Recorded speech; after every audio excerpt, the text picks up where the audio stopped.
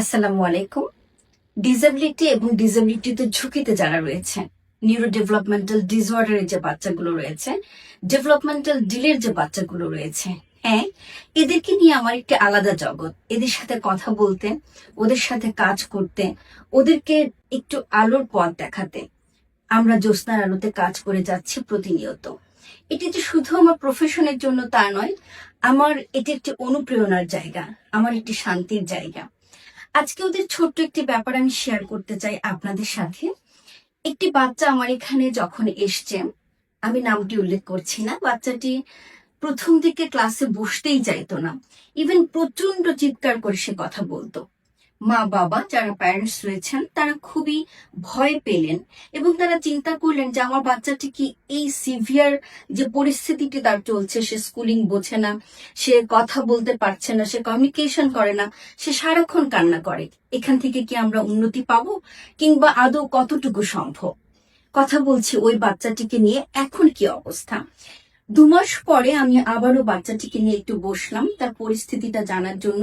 তার পেপারস গুলো আমি দেখছিলাম, তার ট্রিটমেন্ট প্ল্যানিং গুলো দেখছিলাম এবং তার ডেভেলপমেন্ট কতটুকু হয়েছে।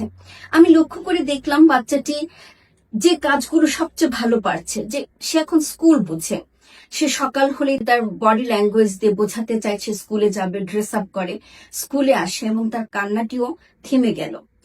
খুবই কি অবাক হচ্ছেন না?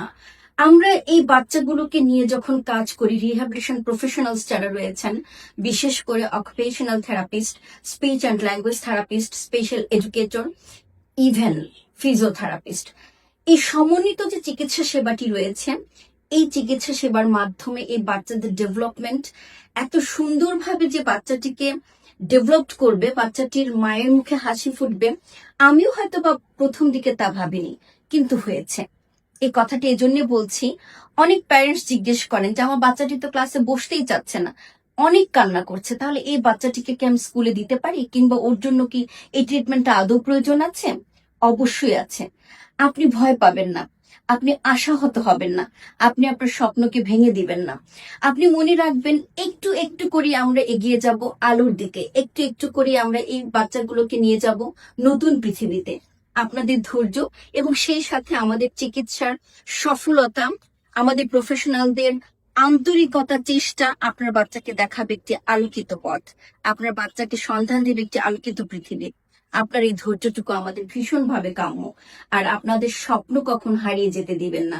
আমি সব সময় বলি, স্বপ্ন দেখতে হবে, স্বপ্নকে বাস্তবায়ন করার জন্যই স্বপ্ন দেখা প্রয়োজন।